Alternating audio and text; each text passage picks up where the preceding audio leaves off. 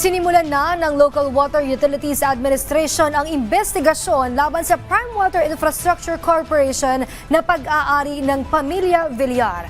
Alinsunod ito sa utos ni Pangulong Ferdinand R. Marcos Jr. na layong tugunan ang mga reklamo tungkol sa madalas umanong pagkaantala ng serbisyo at mataas na singil ng tubig ng Prime Water. Una nang iginiit ng Malacanang na walang halong pamumulitika ang naturang hakbang. Obligasyon aniya ng pamahalaan na tugunan ang hinaing ng taong bayan o hinaing ng taong bayan. Pagmamay-ari ng mga Villar ang Prime Water na kinabibilangan ni Las Piñas Representative Camille Villar na tumatakbong senador sa ilalim na ng alyansa para sa bagong Pilipinas ng pamahalaan na inendorso rin ni Vice President Sara Duterte.